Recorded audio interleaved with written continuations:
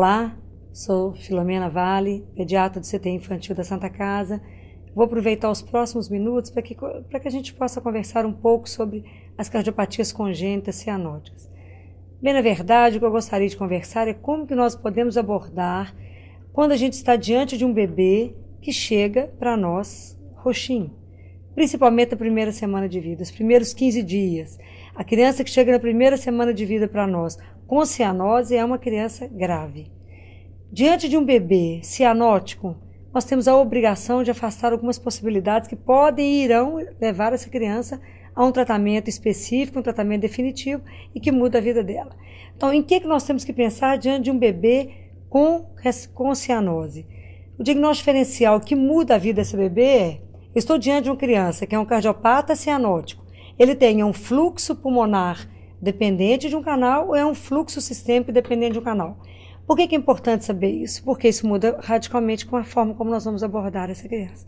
Na verdade, ele não tem uma cardiopatia, ele tem um choque séptico, secundário de uma sepse, um bebê que chega para nós no pronto atendimento, já aí a gente pensa numa sepse tardia, ou é um bebê que tem uma hipertensão pulmonar. Na verdade, como é que nós vamos resolver essa questão em pouco tempo que a gente vai ter quando chega esse bebê para nós, né? Como é que eu dou esse diagnóstico? O que me ajuda a hora que eu estou diante de um bebê cianótico? Os primeiros exames que nós vamos fazer é ofertar oxigênio para a criança. Então, eu estou diante de um bebê cianótico, eu dou oxigênio para esse bebê. Se esse bebê chega numa unidade de urgência, é mais fácil você ofertar o oxigênio ou mesmo dentro do berçário. Então, se você tira o bebê de 21% e dá 100% de oxigênio para esse neném, se esse bebê cora, ele não pode ser um cardiopata cianótico. É o que a gente chama de teste da hiperóxia. Se o bebê já está ventilado, ele tem uma cianose súbita e eu aumento, eu otimizo essa ventilação, e se esse bebê cora, ele muda a saturação dele, ele não pode ser um bebê cianótico. Então ele vai ser ou um bebê que está séptico e que está evoluindo com quadro de choque, ou é um bebê com uma hipertensão pulmonar. Além desse teste da hiperóxia, que já me ajuda a direcionar para onde eu caminho, eu complemento com o raio-x, e o raio-x vai me dar informações se é um pulmão que tem hiperfluxo pulmonar, se é um pulmão preto, né, aquele neném que não tem fluxo nenhum, ou se é um bebê com pulmão encharcado. Eu vou avaliar a área cardíaca, tem algumas áreas cardíacas que me dão exatamente, me levam a uma linha diagnóstica. O eletrocardiograma que vai mostrar algumas alterações, e quem vai fechar o diagnóstico para nós é o ecocardiograma. Bem, diante desse diagnóstico, então, se eu afastei as cardiopatias congênitas, se eu afastei choque séptico, afastei a septicemia, afastei a hipertensão pulmonar, eu estou diante de um bebê cardiopata cianótico, eu tenho duas linhas na criança muito grave, na primeira semana de vida. Ou é um cardiopata que o fluxo pulmonar dele é o dependente do canal, ou eu tenho um fluxo sistêmico dependendo do canal. Vamos começar pelos bebês que têm um fluxo pulmonar que é um canal arterial dependente. Como é que esses bebês vão se comportar? Quando eu estou diante de um bebê, como é que eu sei que ele é o lado direito dele que não está bom, né? Que é o fluxo do pulmão que não está chegando. Esses bebês são extremamente cianóticos, o estado geral dele é péssimo. É um bebê que satura muito mal. Ele tem uma PO2 abaixo de 35. Então, é um bebê que pode chegar para nós saturando em torno de 19%, saturando 30%, saturando 20%. Não é incomum esse bebê ser muito, muito cianótico. É um bebê que, se você der oxigênio a 100%, é igual a dar a nada. Tanto faz dar 21% ou 100%, isso não muda a saturação desse bebê. E o índice de mortalidade é altíssimo. Então, é um bebê que a chance de óbito é praticamente 100% se ele não for bem socorrido nas primeiras horas, né? Bem, quais são esses bebês, né? Qual é o grupo de neném que faz parte dessa clínica? Esses bebês são os bebês de tetralogia de Fallot, os bebês que têm uma atresia tricúspide, atresia pulmonar, bebê que tem um coração, um ventrículo só e que tem uma estenose pulmonar, bebê que tem uma estenose pulmonar crítica e os bebês da transposição. Então, para a gente poder entender os bebês que têm um fluxo pulmonar, canal arterial dependente, é lembrar, é cardiopatia do lado direito. Lado direito pega tricúspide ou pulmonar ou pega as duas.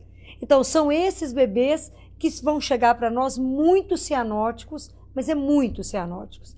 E esses bebês não têm uma clínica de insuficiência cardíaca. São bebês que a clínica principal deles é uma cianose extrema, em um estado geral muito ruim. Não importa para nós, aonde você estiver, de ter que dar um diagnóstico preciso. Aí ele tem uma atresia tricúspide ou ele tem uma atresia pulmonar. Importa saber que a malformação pertence ao lado direito do coração, porque isso vai mudar a forma como nós vamos abordar esse bebê. Vamos dar uma pincelada em cada uma dessas cardiopatias.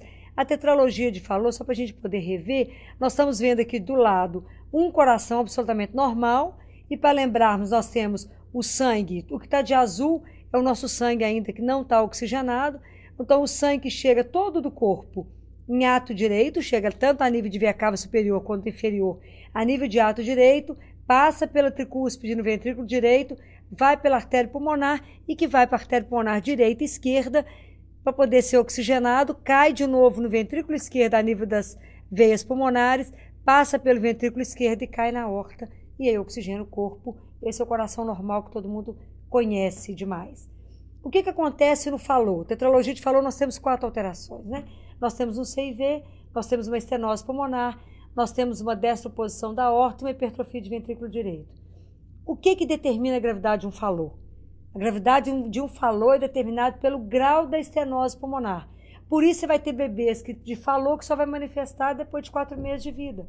Mas o bebê que se manifesta na primeira semana de vida, você já sabe que é um Fallot grave, que é uma estenose pulmonar gravíssima. Então são os bebês que são socorridos e que vão chegar ou vão nascer e vão ter os sintomas das primeiras horas de vida. O raio-x de um Fallot é um raio-x clássico, né? Sempre que vocês encontrarem um raio-x de tórax de um bebê que quase não tem fluxo pulmonar e que a área cardíaca, observem bem, tem uma imagem que parece uma bota. Essa bota que chuta, né? Chuta o ventrículo direito, porque tem um aumento do ventrículo direito. Isso é um raio-x clássico de um bebê portador de tetralogia de Fallot. Então, se vocês estão diante de um bebê cianótico, você faz o raio-x hipofluxo pulmonar e que tem um raio-x que lembra uma bota, até que te prove o contrário, você está diante de um bebê com tetralogia de Fallot. O bebê que nasce com atresia pulmonar, né? Então ainda dentro da pulmonar. Atresia pulmonar, agora o quadro é um pouco mais grave, que você não tem, não é só uma estenose, você não tem a válvula pulmonar, né? Você não tem a pulmonar. Esses bebês podem ter 2 variantes, podem ter o CIV e podem ter atresia pulmonar sem CIV. Então, observem bem a anatomia do coração normal, só para vocês relembrarem o coração normal, e observem o que é uma atresia pulmonar. Comparem a artéria pulmonar, como é uma artéria pulmonar, olha o diâmetro de uma artéria pulmonar e olha a artéria pulmonar atrésica. É uma linha, não passa absolutamente nada.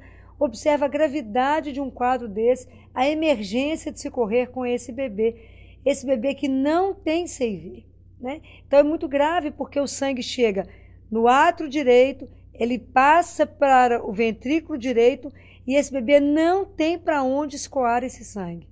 Então é extremamente grave. E é claro que um bebê que nasce com atresia pulmonar, ele tem que ter um CIA, porque senão o sangue chega todo em átrio direito, vai para o ventrículo direito, volta para o átrio e ele não tem para onde escoar. Então ele só passa para o lado esquerdo a partir de um CIA. E é fundamental para nós que esse CIA seja de um bom tamanho. Se ele for estreito, a gravidade é maior. E quando esse sangue passa pelo lado esquerdo a partir desse CIA, e quando ele vai pela aorta, essa criança é mantida por esse canal arterial. Senão nós não temos fluxo pulmonar, nem morre ao nascimento. Não tem chance. Então nós temos que observar aí, na hora que nós formos discutir com o ecocardiografista, que ele fizer o eco e falar para nós, é uma atresia pulmonar, mais importante do que discutir que se tem com ou sem CIV, nós temos que fazer perguntas inteligentes, nós temos que perguntar qual é o tamanho do CIA, porque ter CIA é uma coisa óbvia. Qual é o tamanho do CIA? E temos que perguntar, as artérias pulmonares são confluentes, porque isso vai determinar por cirurgião qual vai ser a abordagem dele. Então observem que a atresia pulmonar com CIV, o que vai mudar é que com CIV facilita um pouco mais o fluxo pulmonar, né? Facilita mais a chegada desse sangue aqui na aorta, não é? Mas não modifica em nível muito do prognóstico, que é um quadro grave e que nós temos que continuar sabendo o tamanho do CIA e a confluência das artérias pulmonares. A atresia pulmonar ele não tem um raio-x clássico, é o raio-x somente de fluxo pulmonar baixo. Quando eu tenho uma atresia tricúspide, então, observem bem, o sangue chega todo em átrio direito. Chega em átrio direito e está fechado a comunicação com o ventrículo direito. Então, não passa sangue para o ventrículo. Isso é gravíssimo, porque naturalmente essa criança tem que ter um CIA, porque senão ele não sobrevive naquele primeiro momento de nascimento.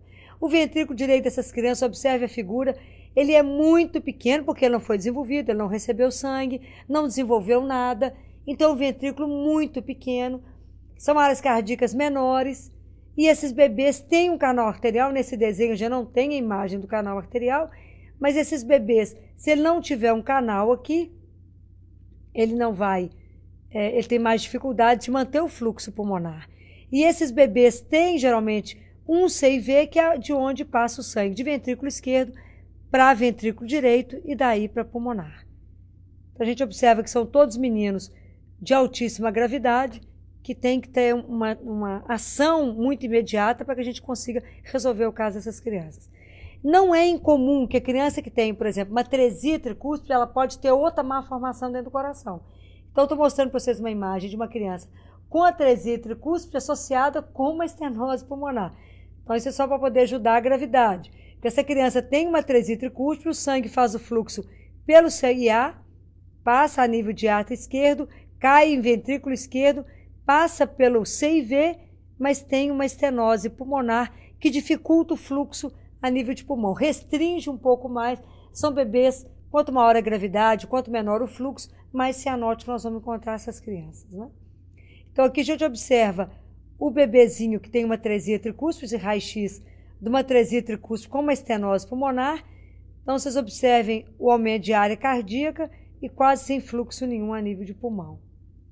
Quando o bebê tem um coração univentricular, então vocês imaginem que é um bebê que só tem um ventrículo, tem os dois átrios e tem um ventrículo único.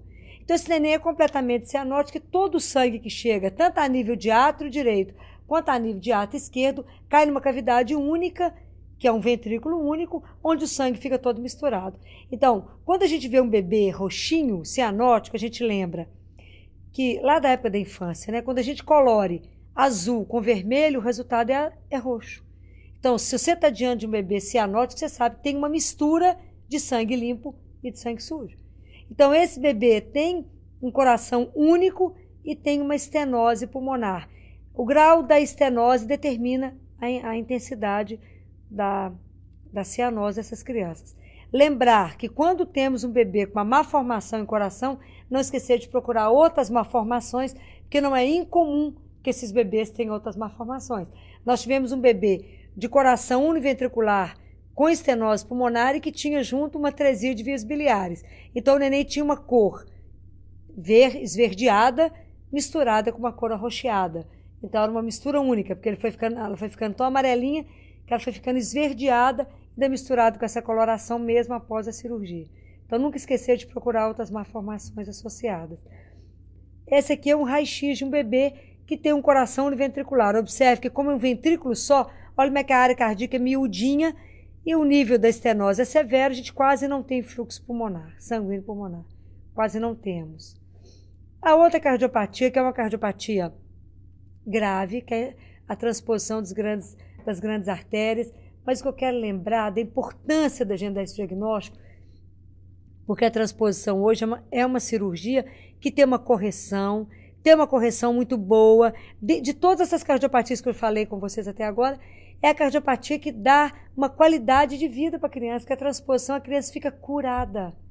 Quem descobriu a melhor técnica cirúrgica foi Jatene, que foi o nosso ministro da Saúde, né? Nosso cirurgião cardiovascular, que descobriu que hoje é uma técnica usada no mundo inteiro e que as crianças ficam completamente curadas. Então, daí a importância da gente dar um primeiro atendimento adequado para que a gente possa levar a criança a um centro onde ela possa ser curada, né? Então, a transposição, nós temos circulações em paralelo, né? Olha a imagem ao lado do coração normal, só para vocês lembrarem que lado direito, átrio direito, ventrículo direito conecta a artéria pulmonar. Átrio esquerdo, ventrículo esquerdo se conecta na aorta. Quando nós temos uma criança transposta, nós temos uma criança que o ato direito conecta no ventrículo direito, mas o ventrículo direito se conecta na aorta. Então, por isso eu tenho circulação em paralelo, porque o sangue da aorta vai para fluxo sistêmico e volta para o ato direito. Do outro lado, eu tenho um átrio esquerdo com ventrículo esquerdo que joga na pulmonar e volta de novo para o átrio esquerdo nas veias pulmonares. Então, eu tenho circulação em paralelo. Para essa criança viver, eu tenho que ter 3 níveis de fluxo. Ou eu tenho um nível de mistura em átrio direito, ou eu tenho em ventrículo, ou eu tenho a nível de canal arterial. Dessas 3, se eu pudesse escolher qual o melhor lugar para essa criança ter uma mistura, o melhor lugar para essa criança ter essa mistura seria a nível de ventrículo, porque é onde tem mais fluxo de sangue. Então, daí a gente pode pensar o nível de gravidade. Porque se essa criança não tem mistura a nível de C e V, e se ela tem uma mistura a nível de C e A, para essa criança conseguir, até ela chegar num centro, essa criança tem que ter um CIA grande. Ou essa criança tem que ter um CIA associado a um PCA, porque aí eu consigo um fluxo razoável. Mas se a criança tem um forame pequeno, ou só tem um forame oval, não tem um CIA, e se ela tem um PCA pequeno, ou se só tem um PCA, vocês imaginam a gravidade disso, que isso pode fechar a qualquer momento. Então, daí a importância da gente conseguir desconfiar e fazer um atendimento rápido para que essa criança possa ser curada, né? O raio-x da transposição, ela tem uma imagem também única, como tem falou. Vai depender do fluxo de sangue para ter maior ou menor quantidade de sangue pulmonar, então eu tenho mais fluxo ou menos fluxo de acordo com o que eu tenho do nível de mistura, mas a imagem de transposição ela é única. A imagem de transposição das grandes artérias, observe o raio-x, ela é igual um ovo deitado. Ela faz exatamente a imagem de um ovo. Assim como falou, faz a bota, a transposição faz um ovo deitado. Então, se você tem um menino muito cianótico, pouco fluxo pulmonar e um ovo deitado, até que te prove o contrário, você tem um bebê com transposição. Nós temos que empenhar em transportar esses meninos para a cura deles, né? Bem, agora eu quero mostrar para vocês um outro lado, né? Um outro nível de meninos, um outro grupo, que são as crianças que têm um fluxo sistêmico, que é canal arterial dependente. Agora é outra história. Agora nós vamos trabalhar o ventrículo esquerdo dessas crianças e não o ventrículo direito. Só é o contrário. Para que essa criança tenha débito cardíaco, para que ela tenha fluxo para o corpo todo, eu dependo de um canal arterial. Essas crianças, como é que elas se apresentam? Essas crianças são as crianças que mais parecem com uma criança que chega, uma criança em choque séptico. Essas crianças, às vezes, elas chegam para nós com 15 dias de vida dentro de um pronto-socorro. Chega uma criança com um quadro de insuficiência cardíaca gravíssima, né? É aquela criança que chega completamente chocada. É aquela criança da pele rendilhada, é aquela criança mosqueada, completamente mosqueada, que não tem um pulso, com fígado rebaixado, ela tem toda a clínica de uma insuficiência cardíaca, mal perfundida, aquela criança que não tem pulso nenhum. E o que é mais grave nesses meninos, que não nos ajuda, essas crianças não têm sopro. Você examina essas crianças, ela não tem um sopro que te ajuda, e você fala, não, isso aqui é um choque séptico. Na verdade, essa criança saiu do hospital e saiu com uma cardiopatia, saiu com uma sepse tardia e está chegando aqui chocada. Mas não podemos esquecer que essas crianças, na verdade, podem ter uma cardiopatia congênita grave, que o fluxo cardíaco, fluxo sistêmico depende de um canal arterial. Quais são essas crianças? São as crianças de coartação severa e coartação grave, criança com interrupção de arco aórtico, crianças que têm síndrome do coração esquerdo hipoplásico, criança que tem drenagem venosa anômala obstrutiva, criança que todo o sangue sai da direita, então a dupla via de saída de ventrículo direito, criança de coração no ventricular e criança de truncos arteriosos. Então não podemos esquecer que essas cardiopatias, às vezes elas demoram um pouco para se manifestar e elas não se manifestam nos primeiros dias, nas primeiras horas de vida ou nem nos primeiros 2, 3 dias de vida enquanto a criança está no hospital. Às vezes são cardiopatias que vão se manifestar no final da primeira semana ou no final da terceira, quarta semana de vida, como é o caso do truncos. Então são meninos que podem chegar em qualquer lugar, inclusive no seu consultório, morrendo, né? Então, os bebês de coartação de aorta, observe essa imagem aí da coartação de aorta, né? Nós temos aí ato direito, ventrículo direito pulmonar, pulmonar direita e esquerda, temos as veias pulmonares, ato esquerdo, ventrículo esquerdo. Observem a aorta. Olha essa chanfrandura aí na aorta. Olha como é que é uma estenose. Claro que a gravidade de uma coartação de aorta depende da intensidade desse esmagamento aí na aorta que nós vamos ter que trabalhar. Se essa aorta está estenosada, o fluxo está comprometido. Então, o fluxo para abaixo dessa estenose, ela é mantida pelo canal arterial. Agora, vocês imaginam a gravidade do que vem a seguir, que é uma criança que o arco aórtico não se completa. Olha a imagem, que coisa desesperadora, né? Vem a aorta e, de repente, ela se interrompe. Vocês imaginam a gravidade? Se esse canal arterial não está patente para manter o fluxo para o restante do corpo, essa criança está morta. Então, a responsabilidade diante disso, que são crianças que, se não tem esse canal pérvio, não tem fluxo para intestino, não tem fluxo para rim, são crianças que muitas vezes vão chegar para nós já em insuficiência renal, porque não teve fluxo satisfatório para poder irrigar um rim, né? Então, a mortalidade da interrupção é altíssima, ela é acima de 90% na literatura, mas é porque, às vezes, ela se demora a reconhecer, porque a gente fica achando que a criança está chocada, ela continua sem pulso, mas eu queria falar com vocês uma coisa de extrema importância. Vocês fizeram o tratamento inicial, expandiram essa criança, começaram todo o tratamento, essa criança não apareceu pulso, ela continua sem sopro. Pensem na possibilidade dessa criança ter uma interrupção de arco aórtico, porque você desconfiar, solicitar um ecocardiograma, muda o prognóstico dessa criança, porque isso é uma cardiopatia que, se responde, fica curado. A síndrome do coração esquerdo hipoplásico já é um problema grave, nós estamos tendo isso hoje em dia numa proporção maior do que o que a gente tinha.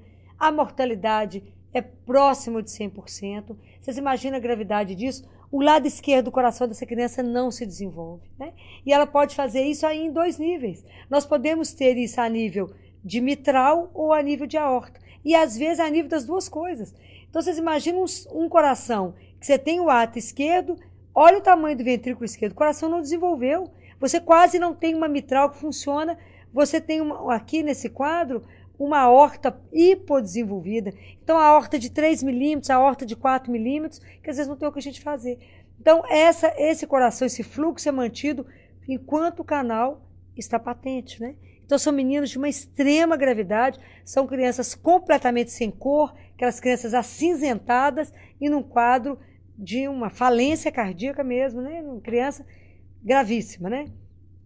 Aqui é uma outra manifestação da síndrome do coração esquerdo hipoplásico, que é a criança que nasce com atresia de mitral. Imagina a gravidade disso. Essa aqui tem uma atresia de mitral e uma estenose aórtica, né? Então, ela praticamente não tem cavidade esquerda. A cavidade esquerda é quase que virtual. Ela é pequena e o fluxo que está indo aqui é através do CIV. São meninos de extrema gravidade. Extrema gravidade. A mortalidade nossa é muito alta. Então, vocês observam o fluxo de sangue, né? É um coração geralmente mais encharcado, com uma área cardíaca até pequena, porque você não tem desenvolvimento do ventrículo esquerdo desses bebês, né? Outra cardiopatia que nos deixa preocupado e que às vezes é uma cardiopatia que demora a se dar diagnóstico é a criança da drenagem venosa pulmonar anômala total, porque a grande maioria desses bebês é um bebê cianótico, um bebê que não tem sopro e é um bebê que pode ter hipertensão pulmonar.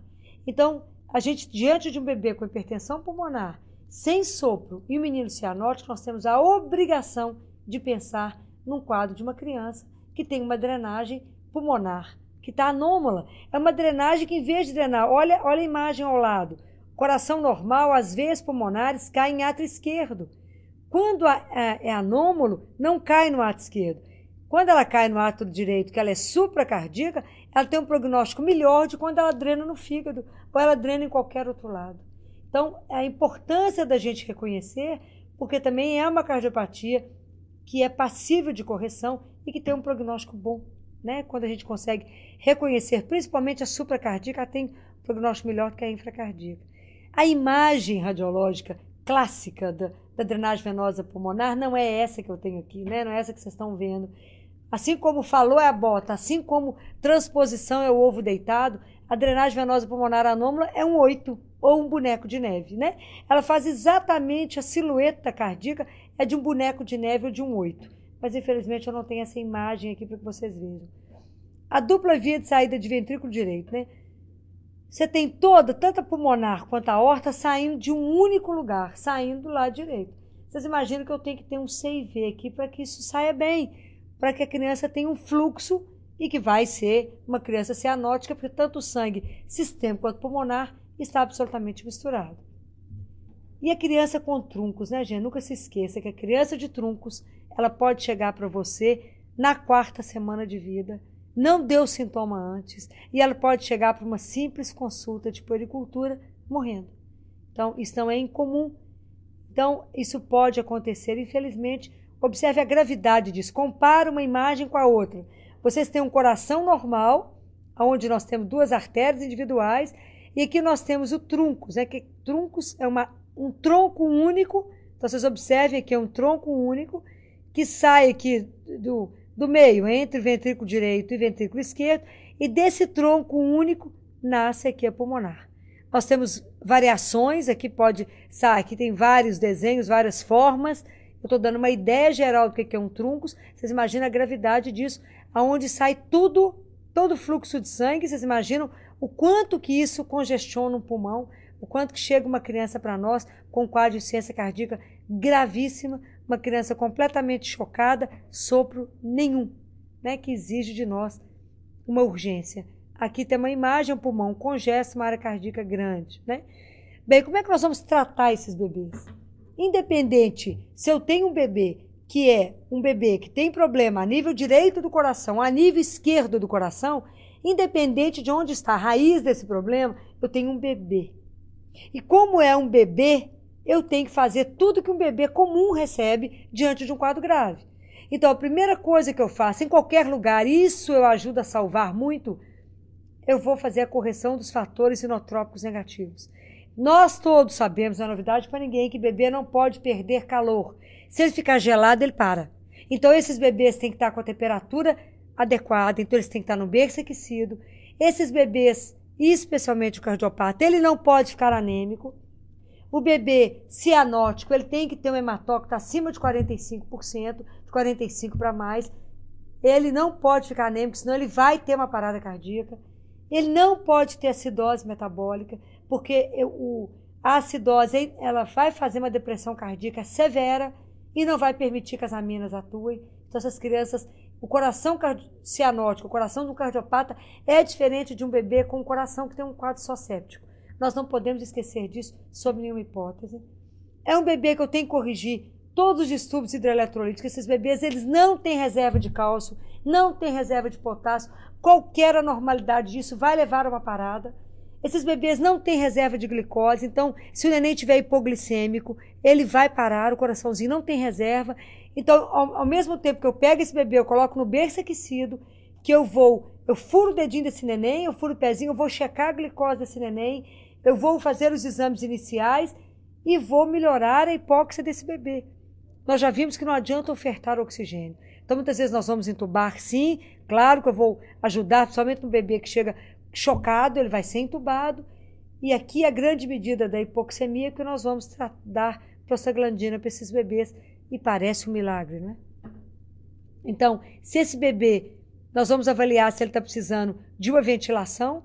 Essa ventilação geralmente é mais comum nos bebês do fluxo sistêmico canal arterial dependente. No fluxo pulmonar, a gente já viu que não adianta dar oxigênio, que isso não resolve. Então, a grande maioria dos bebês dão conta de esperar. Eles geralmente não necessitam de uma ventilação imediata. Pode até necessitar depois que você liga para a prostaglandina e corre o risco de fazer uma apneia. Mas nos bebês que já chegam muito graves, que é o fluxo sistêmico, que chegam muito chocados, esses bebês se beneficiam demais com a ventilação mecânica. E eu vou adequar essa ventilação de acordo com o gasto. Não posso esquecer que esses bebês, a ventilação é ventilação de suporte. Porque se eu dou muita PEP para esses bebês, eu diminuo o retorno venoso e eu pioro esses nenéns. E o suporte hemodinâmico, eu vou avaliar que bebê está precisando de diurético, que bebê que está precisando de aminas. E esses bebês que precisam de diurético, às vezes em dose alta e aminas, são os bebês que têm um fluxo pulmonar, fluxo sistêmico que depende de um canal. São os bebês da transposição, os bebês da síndrome do coração esquerdo hipoplásico, são os bebês da interrupção de arco aórtico, são os bebês da coartação. Esses bebês beneficiam demais com amina e diurético. A prostaglandina, todos eles vão beneficiar, e ela é uma coisa maravilhosa, que você pega um bebê saturando 30%, 15%, você liga a prostaglandina, aquele neném roxinho, Parece uma mágica, o neném muda de cor, né? É o neném que começa a ficar rosado, é o bebê que passa por uma saturação de 70, né? Então, ele muda, é um bebê que transforma e te dá tempo de chegar. Eu sei que não é em todos os lugares que nós temos a prostaglandina, eu sei que é uma medicação cara, infelizmente não está ao alcance de todos os lugares, mas se a gente fizer todo o resto que nós falamos, nós ajudamos demais o neném, até que consiga uma prostaglandina, até que se compre, até que consiga emprestada, até que consiga um avião para trazer a criança. Mas o que eu não posso é falar, eu não tenho prostaglandina, então não tenho o resto para fazer. Não, eu faço todo o restante e eu melhoro a vida do menino. E às vezes aquele bebê está agitado, ele está agoniado, então eu vou sedar esse neném. E uma coisa importante, a gente fica ao lado do nosso paciente. Não há ninguém que substitua o médico. Não há um melhor monitor, não há um melhor respirador, não há nada que nos substitua. Isso é uma coisa que nós temos que ter consciência. Que somos nós do lado do nosso paciente que mudamos a vida desse menino. Que nós não temos o direito, não nos cabe decidir quem vive e quem não vive. A nossa função é fazer o que há de melhor pelo paciente. Porque se a gente não consegue colocar nessas crianças uma vida normal, nós colocamos uma vida muito próxima do normal. E ele é um direito dessas crianças e é o nosso dever fazer isso da melhor maneira. Bem, como é que a gente indica um tratamento cirúrgico para esses nenéns e aonde esse tratamento é indicado? Numa emergência, né, quando esses bebês, principalmente os bebês que têm o fluxo pulmonar, canal dependente, esses bebês vão se beneficiar quando chegam de um Blalock, que é, nós vamos ver daqui a pouco, que é exatamente a comunicação entre a subclave e a pulmonar. Então, são bebês que chegam e são operados com extrema urgência, né? E que se resolve na hora. E os bebês que vão fazer a atroseptostomia ou o bebê que dá tempo da gente fazer a correção definitiva. Vamos ver cada uma dessas coisas, né? Quando é que eu indico o Blalock? Com que objetivo eu tenho que fazer o Blalock no bebê? Quando eu quero aumentar o fluxo sanguíneo pulmonar, né? Então, qual é o neném que beneficia de Blalock? São os bebês da atresia tricúspide e os bebês da atresia pulmonar. Então, são as cardiopatias congênitas do lado direito. São esses bebês que beneficiam de Blalock, não são os bebês do lado esquerdo. À direita eles vão beneficiar demais. É porque é lá que o fluxo não está se fazendo. Então, é lá que eu vou atuar, né? Ou esse bebê precisa de um fluxo imediato, ou são bebês que estão tendo uma crise que não se controla, né? Então, eu faço o fluxo através da artéria subclávia com a pulmonar. Às vezes eu faço com ela, às vezes eu tenho que usar uma prótese, né? As indicações, eu tenho uma cianose severa, ou bebê que tem uma crise de hipóxia de repetição incontrolável, às vezes são bebês de 4 meses que estão usando propanolol para um faloi que não está respondendo, ou neném que não tem condição clínica para uma correção definitiva, porque às vezes a gente tem artéria pulmonar de milímetros, né? De 1 milímetro, de 2 milímetros, que não tem condição de fazer a correção, então eu faço uma correção paliativa e que permite que essa criança tenha uma vida próxima do normal. Então, aqui está uma imagem de um Blalock, que vocês estão vendo aí, uma subclávia direto na artéria pulmonar. Não, geralmente, os cirurgiões fazem isso ao lado esquerdo, ou fazem isso fazendo uma esternotomia, isso depende da cardiopatia, depende de como é que a criança chega, depende do acesso para o cirurgião. Aqui está um desenho fazendo do lado direito aqui da criança, e aqui tem uma imagem de uma prótese, para vocês verem que às vezes eles têm que usar uma prótese porque não consegue ali, por questão anatômica, usar a própria anatomia da criança. Essa é uma cirurgia salvadora, isso salva os meninos, isso deixa uma vida muito próxima do normal. Nós tivemos uma brilhante cardiologista do INCOR que viveu até quase os 80 anos de vida dela com um Blalock. E ela morreu na cirurgia definitiva aos 80 anos. Então essa mulher fez muito pela cardiologia pediátrica e a gente não pode desistir dos nossos meninos, né? Os bebês que às vezes eu vou indicar uma atroseptostomia, né? Quando é que eu indico fazer uma atroseptostomia nos bebês? A grande indicação geralmente são os meninos da transposição. São bebês que chegam para nós completamente cianóticos, uma situação clínica desfavorável, um bebê que chega, e recentemente chegou um com o canal fechando e só tem um forame oval, ele não tem mistura a nível de CIA. Então são esses meninos que fazem o procedimento imediato de uma atroseptostomia. O que é isso? Quer dizer, na verdade eu tenho que rasgar o átrio dessa criança. Esse procedimento pode ser feito até dentro do CTI, desde que eu tenha uma equipe da hemodinâmica, eu preciso do hemodinamicista e preciso de um eco, que tem que guiar, né? Eles vão se posicionar, guia-se, a gente consegue, muitas vezes a gente faz dentro do CTI, guia o catéter até nível de átrio. Quando chegar a nível de átrio, o ecocardiografista comunica com o hemodinamicista, insufla o balão e rasga entre o átrio direito e o lado esquerdo. É uma das coisas mais lindas de ver, que você pega uma criança morrendo e naquele momento que rasga, a saturação passa de 30 para 80 para 90. Uma das coisas belíssimas de acompanhar é que o neném dá conta de esperar a cirurgia, ele dá conta de estabilizar para ir para a cirurgia em melhores condições, né? Então, a gente indica em situações clínicas desfavoráveis. Quando eu estou com muito baixo débito, menino hipóxico e que não passa nada a nível de CIA, como nós vimos lá a nível de atresia pulmonar, a nível de atresia tricústica, o menino não passa absolutamente nada, e nos meninos transpostos, né? Então, o que eu quero deixar aqui para vocês é que o cardiopata cianótico assusta muito. A gente fica muito apavorado quando vê uma criança roxa, principalmente nas primeiras semanas de vida. Mas essa criança, a gente tem que olhar para essa criança e saber que tem muito que se pode fazer por ela. Que a gente não pode determinar, e eu vou repetir isso, a quem vive e quem morre. Nós temos que ter uma competência técnica de fazer o que há de melhor. E há muita coisa que se faz hoje. E a gente tem que lutar pelo nosso paciente. Hoje a gente consegue já transporte aéreo, hoje consegue prostaglandina. É preciso investir no nosso paciente, porque ele é uma pessoa passível de ficar curado ou ter uma vida muito próxima do normal. Não vou querer que um cardiopata seja um atleta, mas ele vai à escola, ele vai viver, ele vai brincar, ele não precisa disputar uma Olimpíada, mas ele pode nadar, ele pode jogar uma bola, ele pode fazer muitas outras coisas que qualquer criança normal pode fazer. A gente não desiste das nossas crianças, né? Mas a gente luta pela vida delas, muito mais pela vida, pela qualidade de vida delas. Porque não me interessa dar alta para uma criança simplesmente. Me interessa dar alta para uma criança que tem uma vida muito próxima do normal. E isso está na mão de você, que vai pegar essa criança primeiro que eu. Porque eu vou estar cá na linha de trás. Você que vai pegar essa criança primeiro.